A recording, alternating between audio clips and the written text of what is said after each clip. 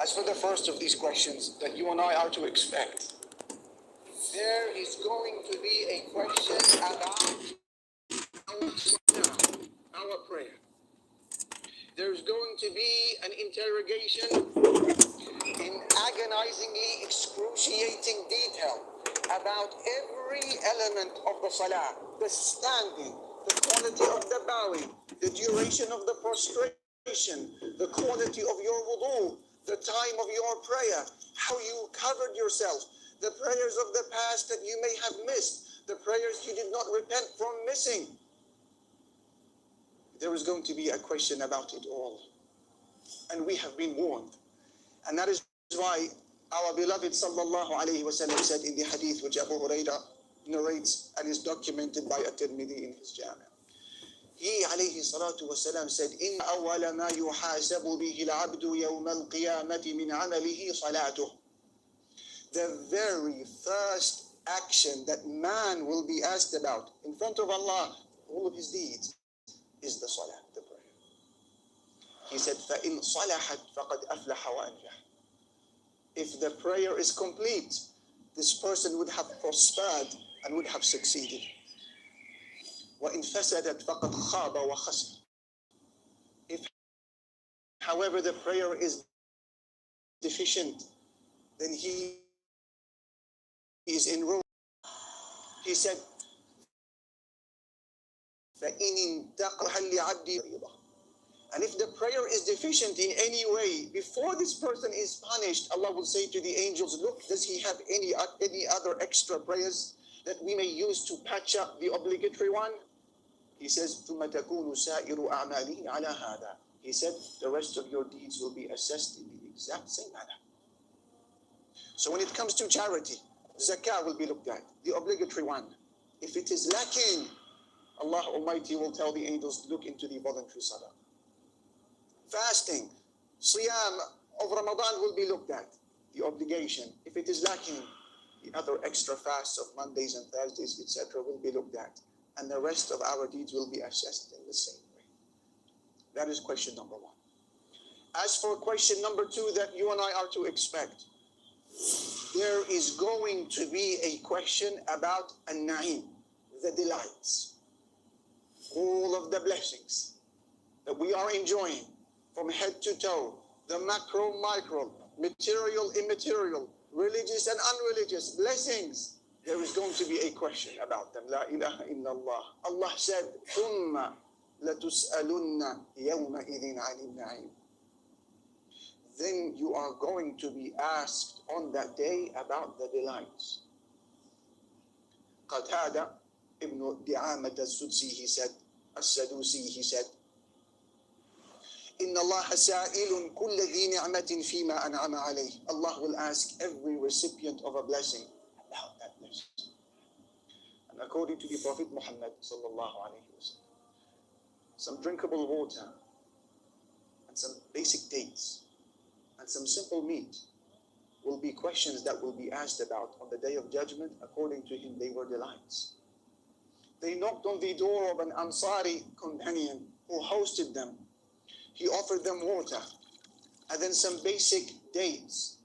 He said to them, give me a moment. And he went out and he slaughtered an animal for them, then presented them with some meat. And when they had finished eating, our Prophet sallallahu alayhi wa sallam looks at Abu Bakr and Umar and he said to them, وَالَّذِي نَفْسِي بِيَدِهِ لَتُسْأَلُنَّ عَنْ هَذَا النَّعِيمِ يَوْمَ الْقِيَامَةِ. He said, I swear by Allah who possesses my life, we are going to be asked about these delights on the day of judgment. Water, dates, some meat. That is question number two. As for question 3, 4, 5, 6, and 7, these 5 are found in one hadith. The hadith which At-Tirmidhi narrates in his Jami' on the authority of Abdullah ibn Mas'ud, that the Messenger sallallahu alayhi wa sallam said, لا تزول قدم ابن آدم يوم القيامة من عند ربه حتى يسأل عن 5. The feet of man will not move from the presence of Allah till he is first asked about 5 things. Meaning we are not going anywhere till we managed to find answers to 5 questions that are inescapable. What are they? Here they come. عن حياته فيما أفناه. Your life, what you did with it. وعن شبابه فيما أبلاه. And your youth, how you spent it.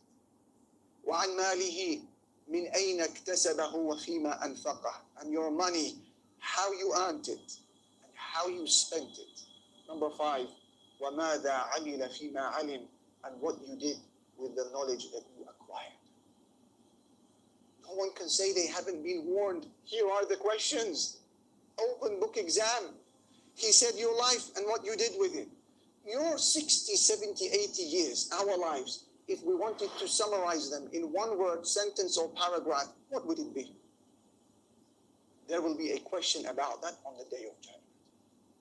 Then there will be a question about the youth, as you just heard.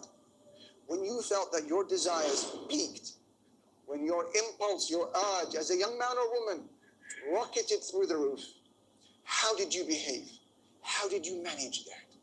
When you compare yourself as a young man, a young woman, with your peers and how they behave, are you the same? Are there parallels? Or are you distinct in your behavior as a practicing Muslim? That's question. And it. The opportunities of making cash today are so many. Are you one who subscribes to, by any means necessary, policy in life? How are you making your money? Does it even cross your mind to say, is this halal or haram before investing? And then how you spent that money. Where is it going? These are questions we are to expect in front of Allah. And then what you did with your knowledge. A basic khutbah like this afternoon. This is knowledge we are gaining. Will it be translated into application, or will it be another one added to the archives of our memory? This is a question. Question number 8. Allah has promised that there is going to be a question about the senses that we have been blessed with. Al-Hawas. Allah Jalla Jalaluhu said, وَلَا تَقْفُ مَا لَيْسَ لَكَ بِهِ عِلْمٍ. Don't pursue that which you have no knowledge of. Why? إِنَّ السَّمْعَ وَالْبَصَرَ وَالْفُؤَادَ كُلُّ أُولَٰئِكَ كَانَ عَنْهُ مَسْئُولًا. Because indeed the hearing and the seeing and your heart, all of these matters shall be questioned. Allah understand. So one who is afraid of the prospect of being asked of his limbs and senses will lower his gaze when haram presents itself in front of him, and will cover his or her ears when haram presents itself to him, and will protect their heart. When doubts about their religion come in, they will learn and ask the people of knowledge, and they will protect their hearts from the prohibited attachments. That is question number 8. As for question number 9, there is going to be a question about how you and I behave when we saw evil unfold in front of us. La ilaha illallah. May Allah forgive us. And this is a frightening one indeed. When you saw something prohibited happening in front of you, what was your knee-jerk reaction? Was it live and let live? Was it each to their own?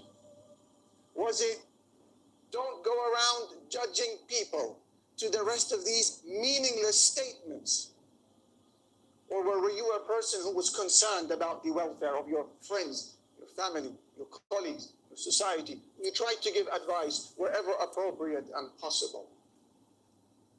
And should you be unable to advise, did you stay there enjoying yourself with them, or did you vacate the scene as Allah Almighty wants from us when unable to speak or do something about it?